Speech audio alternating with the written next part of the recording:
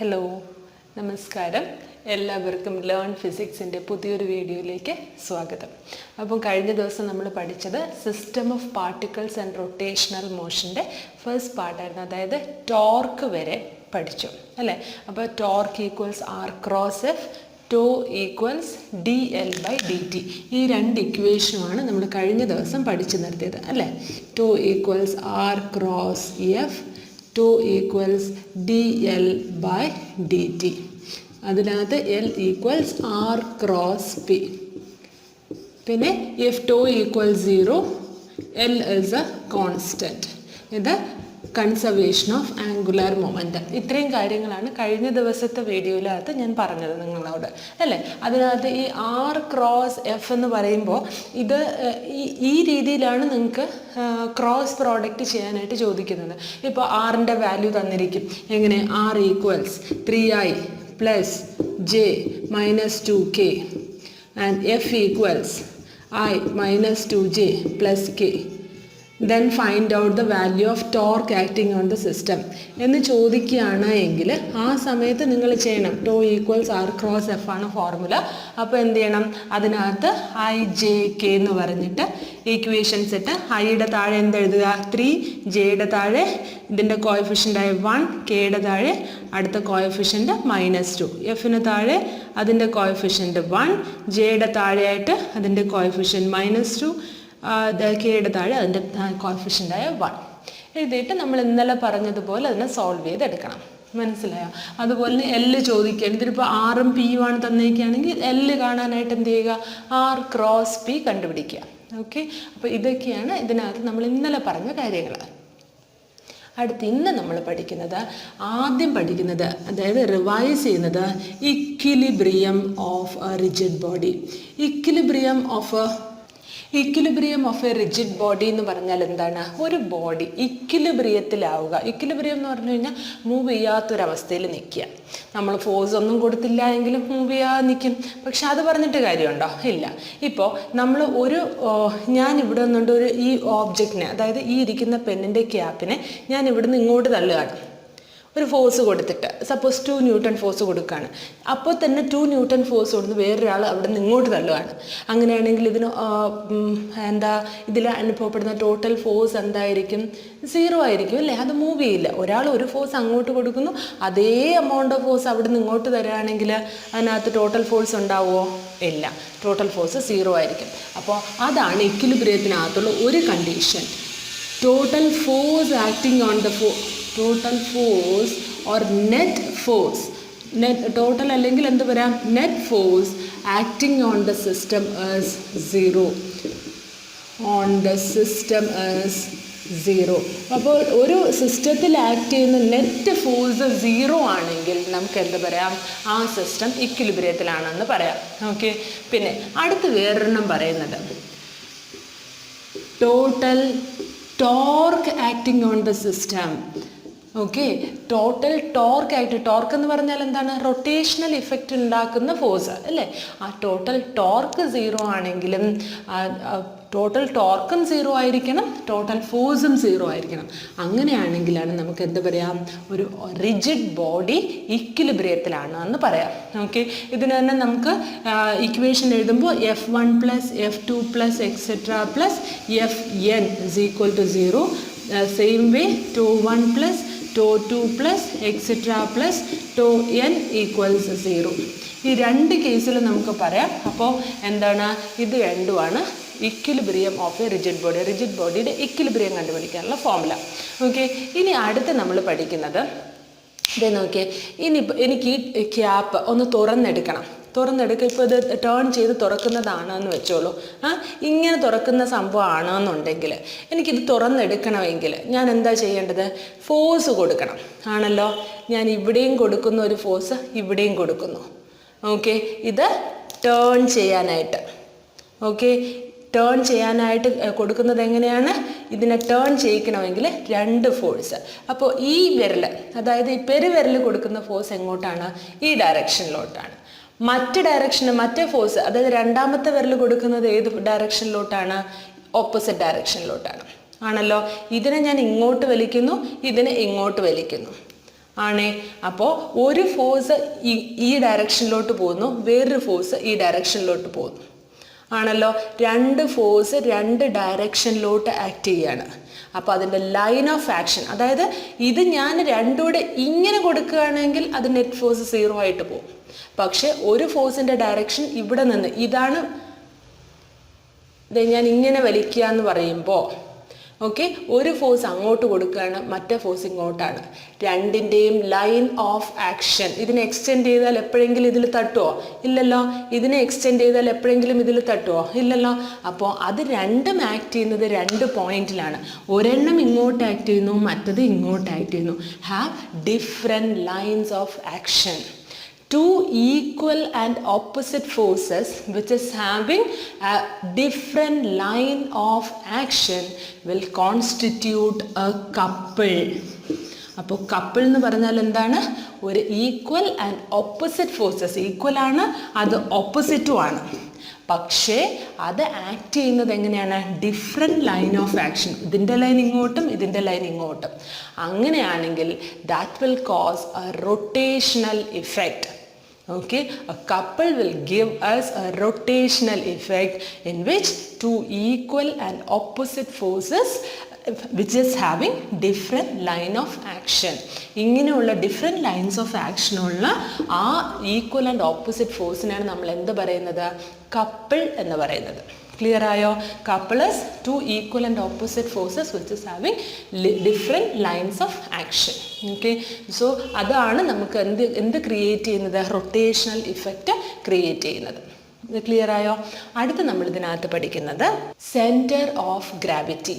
Okay, എന്താണ് centre of gravity? നമ്മൾ centre of mass already പഠിച്ചു. സെൻറ്റർ ഓഫ് മാസ് എന്ന് പറഞ്ഞാൽ total mass acting on the so entire mass said to be concentrated at a single point. അതിനെയാണ് ഒരു പോയിന്റിൽ എല്ലാ പാർട്ടിക്കിളിൻ്റെയും കൂടെ മാസിന് പകരം ഒരൊറ്റ പോയിന്റിൽ കോൺസെൻട്രേറ്റ് ചെയ്തിരിക്കുന്നു. അതിനെയാണ് എന്ത് പറയുന്നത്? സെൻറ്റർ ഓഫ് മാസ് എന്ന് പറയുന്നത്. ഇനി സെൻറ്റർ ഓഫ് ഗ്രാവിറ്റി എന്ന് പറഞ്ഞാൽ എന്താണ്? എല്ലാ പാർട്ടിക്കിളിൻ്റെ വെയിറ്റും കൂടെ ഒരൊറ്റ പോയിന്റിൽ കോൺസെൻട്രേറ്റ് ചെയ്തിരിക്കുന്നു. അതിനെയാണ് സെൻറ്റർ ഓഫ് ഗ്രാവിറ്റി എന്ന് പറയുന്നത്. Okay, the entire weight of the system is said to be concentrated at a single point. That is called a centre of gravity. അതുകൊണ്ടാണ് നമ്മളിപ്പോൾ ഒരു പേന എടുത്തിട്ട് അതിന് ഒറ്റ പോയിന്റിൽ കോൺസെൻട്രേറ്റ് ചെയ്ത് നമുക്ക് നിർത്താൻ കഴിയുമെങ്കിൽ അതിനെയാണ് നമുക്ക് എന്ത് പറയുന്നത്? സെൻറ്റർ ഓഫ് ഗ്രാവിറ്റി എന്ന് പറയുന്നത്. ഓക്കെ, ആ പോയിന്റ് ആയിരിക്കും അതിൻ്റെ സെൻറ്റർ ഓഫ് ഗ്രാവിറ്റി എന്ന് പറയുന്നത്.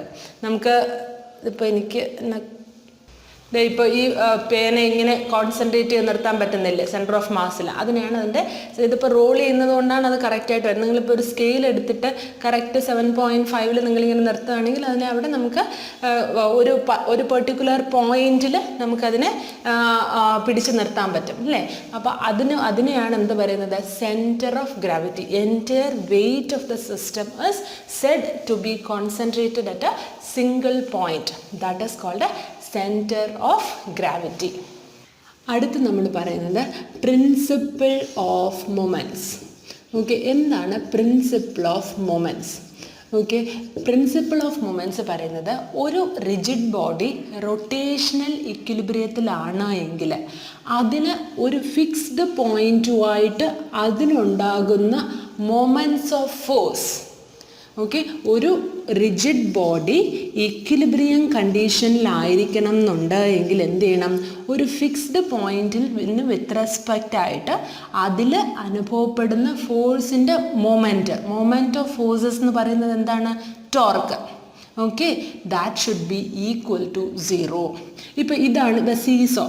ഇതാണ് ഒരു ഫിക്സ്ഡ് പോയിന്റ് സീസോയിൽ. ഇവിടെ ഒരു ഫോഴ്സ് ആക്ട് ചെയ്യുന്നുണ്ട്, ഇവിടോട്ട് ഒരു ഫോഴ്സ് ആക്ട് ചെയ്യുന്നുണ്ട്.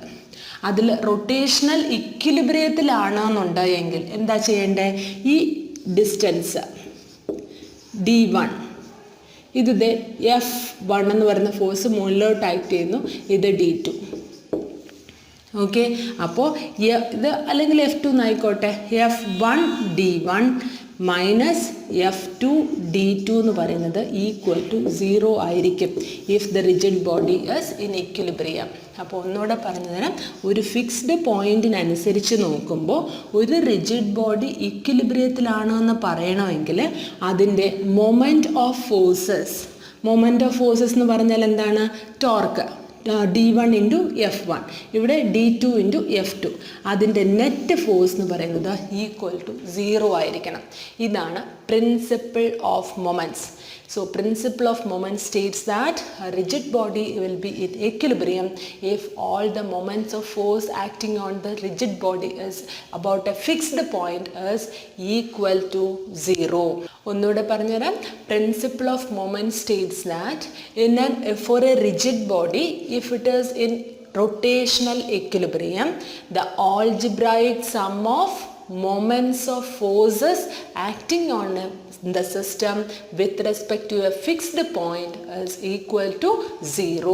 So the moments of force എന്ന് പറഞ്ഞാൽ moment of force is torque R cross F d1 into F, ഇവിടെ ആണെങ്കിലോ d2 into F, രണ്ടും പെർപെൻഡിക്കുലർ ആയതുകൊണ്ടാണ് സൈൻ 91 എന്ന് പറഞ്ഞു പോകുന്നത്. Okay, F1 d1 minus F2 d2 equals 0. ഒരേപോലെയാണെങ്കിൽ ഫോഴ്സ് ആക്ട് ചെയ്യില്ല. ഇനി സപ്പോസ് നമ്മൾ അപ്പോൾ സീസോ വർക്ക് ചെയ്യുന്നത് എന്തുകൊണ്ടാണ്?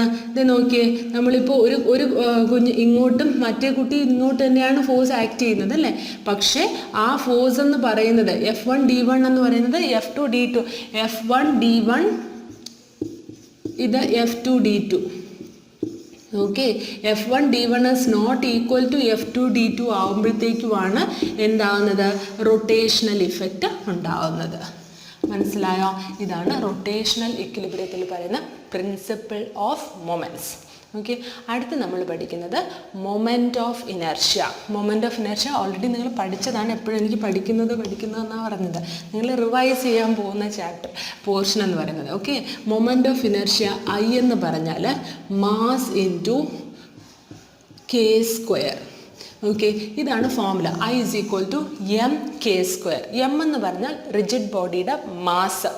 ഇതിൽ k എന്ന് പറയുന്നത് എന്താണ്? k എന്ന് പറഞ്ഞാൽ റേഡിയസ് ഓഫ് ഗൈറേഷൻ ആണ്. റേഡിയസ് ഓഫ് ഗൈറേഷൻ എന്ന് പറഞ്ഞാൽ എന്താണ്? നമ്മൾ ഒരു റിജിഡ് ബോഡിയിൽ ഒരു പാർട്ടിക്കിൾ കൺസിഡർ ചെയ്യുകയാണ്, ഒരു പെർട്ടിക്കുലർ പോയിന്റ് കൺസിഡർ ചെയ്യുകയാണ്, അതിൻ്റെ മൊമെൻറ്റ് ഓഫ് ഇനർഷ്യ നോക്കുകയാണ്. അതായത് റേഡിയസ് ഓഫ് ഗൈറേഷൻ എന്ന് പറഞ്ഞാൽ റിജിഡ് ബോഡിയിൽ നമ്മൾ മൊമെൻറ്റ് ഓഫ് ഇനർഷ്യ കാൽക്കുലേറ്റ് ചെയ്യുന്ന പോയിന്റും അതിൻ്റെ സെൻറ്റർ ഓഫ് മാസിൽ കൂടെ പോകുന്ന പോയിന്റും തമ്മിലുള്ള പെർപെൻഡിക്കുലർ ഡിസ്റ്റൻസിനെയാണ് എന്ത് പറയുന്നത്? റേഡിയസ് ഓഫ് ഗൈറേഷൻ എന്ന് പറയുന്നത്. Okay, radius of gyration is the perpendicular distance between the point and the center of mass. Center of mass ആ പോയിന്റും തമ്മിലുള്ള ഡിസ്റ്റൻസിന് പെർപെൻഡിക്കുലർ ഡിസ്റ്റൻസിനെയാണ് റേഡിയസ് ഓഫ് ഗൈറേഷൻ എന്ന് പറയുന്നത്. അപ്പോൾ മൊമെൻറ്റ് ഓഫ് ഇനർഷ്യ എന്ന് പറയുന്നത് product of mass and the square of radius of gyration. അപ്പം മനസ്സിലായല്ലോ, റേഡിയസ് ഓഫ് ഗൈറേഷൻ എന്ന് പറഞ്ഞാൽ ഒരു ഡിസ്റ്റൻസ് മാത്രമാണ്. ആ പർട്ടിക്കുലർ പോയിന്റും സെൻറ്റർ ഓഫ് മാസും തമ്മിലുള്ള പെർപെൻഡിക്കുലർ ഡിസ്റ്റൻസിനെയാണ് റേഡിയസ് ഓഫ് ഗൈറേഷൻ എന്ന് പറയുന്നത്. അപ്പോൾ അതിൻ്റെ യൂണിറ്റ് എന്തായിരിക്കും? മീറ്റർ. അങ്ങനെയാണെങ്കിൽ പറയൂ, ഐയുടെ യൂണിറ്റ് എന്തായിരിക്കും? Kilogram metre square. Okay, and dimension എന്ന് പറഞ്ഞാൽ ml സ്ക്വയർ. ഇതാണ് മൊമെൻറ്റ് ഓഫ് ഇനർഷ്യയുടെ ഡയമെൻഷൻ എന്ന് പറയുന്നത്. ക്ലിയർ ആയോ മൊമെൻറ്റ് ഓഫ് ഇനർഷ്യ എന്താണെന്ന്? അപ്പോൾ മൊമെൻറ്റ് ഓഫ് ഇനർഷ്യ വെച്ചിട്ട് നമ്മളിനി അങ്ങോട്ട് ഒരുപാട് ഫോർമുലാസ് ഒക്കെ ഡെറൈവ് ചെയ്യാനുണ്ട്. അപ്പോൾ ഞാൻ ഇന്ന് കഴിഞ്ഞ ദിവസം പറഞ്ഞതുപോലെ തന്നെ ഇതിനകത്ത് ഡെറിവേഷനൊന്നും ചെയ്യുന്നില്ല. നിങ്ങൾക്ക് ഡെറിവേഷൻ വേണമെങ്കിൽ താഴെ കൊടുത്തിരിക്കുന്ന പ്ലേലിസ്റ്റ് നോക്കിയാൽ അതിൻ്റെ ഫുൾ എക്സ്പ്ലനേഷൻ നിങ്ങൾക്ക് കാണാൻ പറ്റും. ഓക്കെ, അടുത്ത് നമ്മൾ മൊമെൻറ്റ് ഓഫ് ഇനർഷ്യ ആയിട്ട് ബന്ധപ്പെടുത്തി പറയുന്നതാണ് parallel axis theorem and perpendicular axis theorem. Okay, അപ്പോൾ എന്താണ് parallel axis theorem? Parallel axis theorem എന്ന് പറയുമ്പോൾ ഒന്നിൽ കൂടുതൽ ആക്സിസുകൾ ഉണ്ട് എന്ന് ഈ വാക്കിൽ നിന്ന് തന്നെ അറിയാം. Parallel access. ഓക്കെ, അപ്പോൾ ഒന്നിലധികം ആക്സിസുകളുണ്ട് അല്ലേ? ഇനി ഒരു റിജിഡ് ബോഡി കൺസിഡർ ചെയ്യാണ്. ഓക്കെ, ആ റിജിഡ് ബോഡിക്ക് ഒരു സെൻറ്റർ ഓഫ് മാസ് ഉണ്ട്. ഓക്കെ, എനിക്ക് ഈ റിജിഡ് ബോഡിയുടെ വേറൊരു ആക്സിസിലൂടെയുള്ള ഒരു പോയിന്റ് കൺസിഡർ ചെയ്യുന്നു. അതിന് ആ ആക്സിസിൽ കൂടെയുള്ള മൊമെൻറ്റ് ഓഫ് ഇനർഷ്യ കണ്ടുപിടിക്കണം. ഓക്കെ, എനിക്ക് മൊമെൻറ്റ് ഓഫ് ഈ രണ്ട് ആക്സസ് തിയറംസും യൂസ് ചെയ്യുന്നത് മൊമെൻ്റ് ഓഫ് ഇനർഷ്യ കണ്ടുപിടിക്കാനായിട്ടാണ്. അപ്പോൾ ഈ തിയറം പറയുന്നത് എന്താണെന്ന് വെച്ചാൽ, ഒരു റിജിഡ് ബോഡി ഉണ്ട്. ആ റിജിഡ് ബോഡിയുടെ ഒരു പെർട്ടിക്കുലർ പോയിന്റിലൂടെയുള്ള മൊമെൻ്റ് ഓഫ് ഇനർഷ്യ എന്താണെന്ന് എനിക്ക് കണ്ടുപിടിക്കണം. അത് കണ്ടുപിടിക്കാനായിട്ട് എനിക്ക് പാരലൽ ആക്സസ് തിയറം യൂസ് ചെയ്യാം. അപ്പോൾ എന്താണ് തിയറം എന്നറിയണമല്ലോ. അപ്പോൾ ഈ ഒരു പർട്ടിക്കുലർ പോയിന്റിലൂടെ പോകുന്ന ആക്സിസിൻ്റെ മൊമെൻ്റ് ഓഫ് ഇനർഷ്യ എന്ന് പറയുന്നത് will be equal to the sum of രണ്ട് കാര്യങ്ങളുടെ സമ്മായിരിക്കും. ഒരെണ്ണം moment of inertia of a parallel axis passing through the centre of mass. നമ്മൾ സെൻറ്റർ ഓഫ് മാസിൽ കൂടെ പോകുന്ന ഒരു പാരലൽ ആക്സസ് കൺസിഡർ ചെയ്യുക. ഓക്കെ, ഒരു റിജിഡ് ബോഡിയുടെ ഇതാണ് ഒരു ആക്സസ് എങ്കിൽ ഇതിന് പാരലായിട്ട് ആക്സസ്. സപ്പോസ് ഇതിൻ്റെ ഇപ്പോൾ ഇതല്ല ഇതിൻ്റെ ആക്സസ് എന്ന് വെച്ചോളൂ. ഞാൻ എടുക്കുന്നത് ഇങ്ങനൊരു ആക്സസ് കൺസിഡർ ചെയ്യുകയാണ്. അങ്ങനെയാണെങ്കിൽ സെൻറ്റർ ഓഫ് മാസിൽ കൂടെ പോകുന്ന ഇങ്ങനത്തെ ആക്സസ് വേണം ഞാൻ കൺസിഡർ ചെയ്യാൻ. ഏതാണെങ്കിലും എങ്ങനത്തെ ആക്സസ് ആണെങ്കിലും കുഴപ്പമില്ല, പക്ഷേ പാരലായിരിക്കണം. Plus total mass of the rigid body and the square of distance between these two access.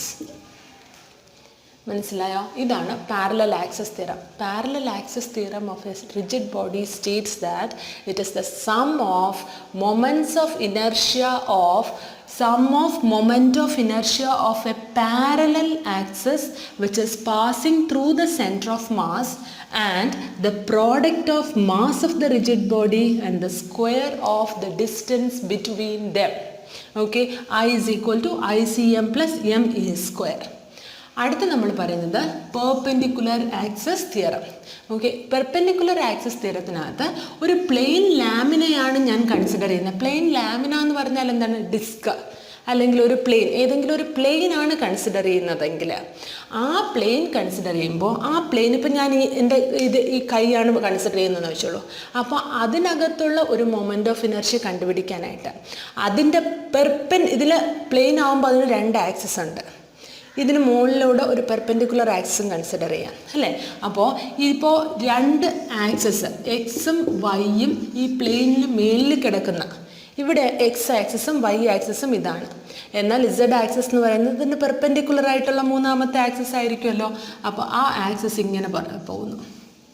അങ്ങനെയാണെങ്കിൽ ദസ് ഐ ഇസഡ് എന്ന് പറയുന്നത് perpendicular axis will be equal to the sum of moments of inertia along the two perpendicular axes on the plane lamina. Okay, അപ്പോൾ moment of inertia of a plane lamina about an axis perpendicular to the plane is equal to sum of moments of inertia of the two axes which is perpendicular and on the plane lamina. Okay, പിന്നെ ഇത് concurrent ആയിരുന്നു. Concurrent എന്ന് പറഞ്ഞാൽ എന്താണ്? ഒരേ പോയിന്റിൽ നിന്ന് തന്നെ സ്റ്റാർട്ട് ചെയ്യണം. ഓക്കെ, മൂന്ന് ആക്സസും സ്റ്റാർട്ട് ചെയ്യേണ്ടത് ഒരേ പോയിന്റിൽ നിന്നായിരിക്കണം. ഓക്കെ, ഇതിനെയാണ് ഇതിൻ്റെ പെർപെൻഡിക്കുലർ ആക്സസ് തിയറം എന്ന് പറയുന്നത്. മനസ്സിലായോ? അപ്പോൾ ഇതൊക്കെയാണ് ഇതിനകത്ത് മെയിനായിട്ട് വരുന്ന. പിന്നെ ഇതിനകത്ത് മൊമെൻ്റ് ഓഫ് ഇനർഷ്യയുടെ ഒരു ചാർട്ട് തന്നിട്ടുണ്ട്. ഓരോ മൊമെൻ്റ് ഓഫ് ഇനർഷ്യ ഡിസ്കിൽ എന്താണ്, മൊമെൻ്റ് ഓഫ് ഇനർഷ്യയുടെ അതിൻ്റെ റിങ്ങിൽ എന്താണ്, അതിൻ്റെ റോഡിൽ എന്താണ്, ഓരോ മൊമെൻ്റ് ഓഫ് ഇനർഷ്യയുടെ വാല്യൂസ് തന്നിട്ടുണ്ട്. അത് വളരെ പ്രധാനമാണ്, അതുകൂടെ പഠിച്ചുകൊള്ളണം കേട്ടോ. അടുത്ത് ഇതിനകത്ത് കിടക്കുന്ന കുറച്ച് ഇക്വേഷൻസ് ആണ്. അതായത് L is equal to I omega, tau equals I alpha, പിന്നെന്താ ഉള്ളത്? P, L is equal to R cross P. Okay, ഇനി കൈനറ്റിക് എനർജിയുടെ ഇക്വേഷനെ നമുക്ക് എങ്ങനെയാണ് നമുക്ക് റൊട്ടേഷണൽ മോഷനിലോട്ട് കൺവേർട്ട് ചെയ്യാൻ പറ്റുന്നതെന്ന്. ഹാഫ് എം വി സ്ക്വയർ അറിയാം. നമുക്കറിയാം വി എന്ന് പറഞ്ഞാൽ ആർ ഒമേഗ ആണെന്ന്. അപ്പോൾ നമുക്ക് kinetic energy will be equal to half M R square omega square. അപ്പോൾ ഇതെന്ത് എഴുതാം? എം ആർ സ്ക്വയർ എന്ന് പറഞ്ഞാൽ എന്താണ്? Moment of inertia. Okay, half I omega square എന്ന് കിട്ടി. ഇതാണ് കൈനറ്റിക് എനർജിയുടെ ഇക്വേഷൻ. ഇനി ഈ കൈനറ്റിക് എനർജിയെ തന്നെ ഇതേ നോക്കിയേ, ഞാൻ half I square omega square by I എന്ന് എഴുതുന്നു. എന്താണ് ഐ ഒമേഗ എന്ന് പറഞ്ഞാൽ എൽ. അപ്പോൾ half L square by I or L square by 2i. ഇതെല്ലാം ഇതിൻ്റെ എല്ലാം ഡെറിവേഷൻസ് ഉണ്ട്. ഇതൊക്കെ പ്രധാനമാണ്. അറ്റ്ലീസ്റ്റ് ഈ ഫോർമുലാസ് എങ്കിലും ഓർത്ത് വെച്ചേക്കുക. ഓക്കെ, കൈനറ്റിക് എനർജി കാണാനുള്ളത്. പിന്നെ ഒരു റിജിഡ് ബോഡി റൊട്ടേഷണൽ മോഷനിലും ട്രാൻസ്ലേഷണൽ മോഷനിലും കൂടെ വരികയാണെന്നുണ്ടെങ്കിൽ രണ്ടും കൂടെ ഉണ്ടെന്ന് വെച്ചോളൂ. അങ്ങനെയാണെങ്കിൽ അതിൻ്റെ കൈനറ്റിക് എനർജി കാണുന്നത് എങ്ങനെയാണ്? Kinetic energy will be equal to half mv² plus half I ω². Okay, ഇതിനെ തന്നെ നമുക്ക് ഈ ഒരു എക്സ്പ്രഷൻ കൊണ്ട്, അതായത് rotational kinetic energy plus translational kinetic energy, രണ്ട് കൈനറ്റിക് എനർജിയും കൂടെ ആഡ് ചെയ്തിട്ട് നമുക്ക് കണ്ടുപിടിക്കാം. പിന്നെ വേറൊരു കാര്യം, കൺസർവേഷൻ ഓഫ് ആംഗുലാർ മൊമെൻറ്റത്തിൻ്റെ ഇക്വേഷൻ നമ്മൾ പഠിച്ചു. L is equal to I ω ആണ് എന്ന് പഠിച്ചു അല്ലേ? If τ equals 0 L is a constant എന്ന് പഠിച്ചു. L കോൺസ്റ്റൻ്റ് എന്ന് പറഞ്ഞാൽ അതിൻ്റെ അർത്ഥം എന്താണ്? I ω കോൺസ്റ്റൻ്റ് ആണ് എന്നാണ്. I ω എന്ന് പറഞ്ഞാൽ എന്താണ്? mr²ω കോൺസ്റ്റൻ്റ് എന്നാണ്. അതായത് m ഒരു പർട്ടിക്കുലർ ഓബ്ജക്റ്റിനെ കൺസിഡർ ചെയ്യുമ്പോൾ m കോൺസ്റ്റൻ്റ് ആയിരിക്കുമല്ലോ. അപ്പോൾ r²ω വേണം കോൺസ്റ്റൻ്റ് ആവാൻ. എപ്പോഴും r²ω കോൺസ്റ്റൻ്റ് ആകണമെന്നുണ്ടെങ്കിൽ 6 കൂടുമ്പോൾ ω കുറയണം, അല്ലെങ്കിൽ 6 കുറയുമ്പോൾ ω കൂടണം. ഇതായിരിക്കണമല്ലോ അവസ്ഥ. അപ്പോൾ അതുകൊണ്ടാണ് ഇതുമായിട്ട് ബന്ധപ്പെട്ട് ഒത്തിരി ക്വസ്റ്റ്യൻസ് ചോദിക്കും. അതായത് ഇപ്പോൾ ബെല്ലി ഡാൻസേഴ്സ് ചെയ്യുമ്പോൾ അവർ ചില സമയത്ത് അവരുടെ സ്പീഡ് കൂടുകയും ചില സമയത്ത് അവരുടെ സ്പീഡ് കുറയുകയും ചെയ്യും. അല്ലെങ്കിൽ ജിംനാസ്റ്റിക്സിൽ അവർ ചെയ്യുമ്പോൾ ചില പർട്ടിക്കുലർ പൊസിഷൻസിൽ അവർ നല്ലോണം പെട്ടെന്ന് റൊട്ടേറ്റ് ചെയ്യുകയും ചില പെർട്ടിക്കുലർ പൊസിഷനിൽ അത് പെട്ടെന്ന് കുറയുകയും ചെയ്യുന്നത് കാണാം. കാരണം എന്താണ്? അവർ റൊട്ടേറ്റ് ചെയ്യുന്നത് with respect to the axis, centre of mass, നമ്മുടെ സെൻറ്ററിലൂടെ ആയിരിക്കും പാസ് ചെയ്യുന്നത് അല്ലേ? നമ്മുടെ സെൻറ്റർ ഓഫ് മാസ് എന്ന് പറഞ്ഞാൽ ഈ ഇതായിരിക്കില്ലേ ആക്സസ്. ആ ആക്സസിനനുസരിച്ചിട്ട് ഇപ്പോൾ അവർ കൈ ഇങ്ങനെ നീട്ടി വിടുകയാണ്, അങ്ങോട്ടുമൊക്കെ നീട്ടുകയാണെന്നുണ്ടെങ്കിൽ റേഡിയസ്, ഈ R വാല്യൂ എന്ന് പറയുന്നത് അവിടെ കൂടുകയാണ്. R കൂടുമ്പോൾ എന്ത് സംഭവിക്കും? ω കുറയും. അപ്പോൾ അവരുടെ റൊട്ടേഷൻ കുറഞ്ഞു വരും. അവർ പതുക്കെ കൈയിന് ദേഹത്തോട് ചേർത്ത് പിടിക്കുമ്പോൾ എന്താണ്? R കുറയുകയാണ്. അപ്പോൾ അവർ സ്പിൻ ചെയ്യുന്നത് കൂടുതൽ വേഗത്തിൽ കറങ്ങും. അതുപോലെ തന്നെ സമ്മർസോൾട്ട് നമ്മൾ കണ്ടിട്ടില്ലേ? ചില അറ്റ്ലീസ്റ്റ് സിനിമയിലെങ്കിലും കണ്ടിട്ടുണ്ടാവും. വലിയ വലിയ ഹോട്ടൽസിലൊക്കെ ഈ മേളിൽ നിന്ന് ഒരു പാലം പോലെ നിർത്തിയിട്ട് അവിടുന്ന് സ്വിമ്മിംഗ് പൂളിലോട്ട് എടുത്ത് ചാടുന്നവർ റൊട്ടേറ്റ് ഇങ്ങനെ ഒരുപാട് തവണ മറിഞ്ഞ് പോകുന്നത് കാണാം, സമ്മർസോൾട്ട്. ഓക്കെ, ആ സമ്മർസോൾട്ട് ചെയ്യുന്നവർ അവിടുന്ന് എടുത്ത് ചാടുമ്പോൾ ഒരുപാട് തവണ ω, അതായത് ആംഗുലാർ വെലോസിറ്റി കൂടാൻ വേണ്ടിയിട്ട് അവരെന്താ ചെയ്യുന്നത്? അവരുടെ ശരീരത്തിനോട് ചേർത്തായിരിക്കും അവരുടെ കൈയും കാലും പിടിച്ചിരിക്കുന്നത്. അതായത് 6 കുറവായിരിക്കും ഡിസ്റ്റൻസ്. അപ്പോൾ എന്ത് ചെയ്യും? ഈ ω കൂടും, സ്പീഡ് കൂടും. പക്ഷേ ഇനി അവർ വെള്ളത്തിൻ്റെ അടുത്തോട്ട് എത്തുമ്പോൾ എന്ത് ചെയ്യും? അവർ കൈ നീട്ടിപ്പിടിക്കും. കാരണം എന്താ? അപ്പോൾ 6 കൂടും, ആ സമയത്ത് ω കുറയും. അപ്പോൾ മനസ്സിലായല്ലോ. അപ്പോൾ ഇതും ഇതിനകത്ത് വളരെ പ്രധാനപ്പെട്ട ഒരു കാര്യമാണ്. ഓക്കെ, അപ്പോൾ ഇത്രയൊക്കെയാണ്. ഇത് വളരെ പ്രധാനപ്പെട്ട ചാപ്റ്ററാണ്. പ്രധാനമായിട്ട് ഒരുപാട് ഡെറിവേഷൻസ് ഉണ്ട്. ആ ഡെറിവേഷൻസ് എല്ലാം നല്ലോണം ചെയ്ത് നോക്കുക. അതുപോലെ തന്നെ ആ ഫോർമുലാസും. ഓക്കെ, അതൊന്നും മറക്കരുത്. അപ്പോൾ ഇത് നിങ്ങൾക്ക് ഇഷ്ടമായി എന്ന് തന്നെ വിചാരിക്കുകയാണ്. എന്തെങ്കിലും സംശയം ഉണ്ടെങ്കിൽ നിങ്ങൾ കമൻറ്റ് ബോക്സിലൂടെ അറിയിക്കാൻ മടിക്കരുത്. ഓക്കെ, പിന്നെ ഇത് നിങ്ങൾക്ക് ഇഷ്ടമായി എന്നുണ്ടെങ്കിൽ ഫ്രണ്ട്സിനൊക്കെ ഷെയർ ചെയ്യുക. പിന്നെ ഇനി നിങ്ങളുടെ ഭാഗത്തു നിന്ന് എന്തെങ്കിലും നിങ്ങൾക്ക് ഒരു അഡീഷണൽ ഹെൽപ്പ് വേണമെന്നുണ്ടെങ്കിൽ അതുകൂടെ പറയുക. ഓക്കെ, ഇത്രയാണ് പറയാനുള്ളത്. അപ്പോൾ അടുത്ത വീഡിയോയിലൂടെ കാണാം. അതുവരേക്കും thank you for watching. By.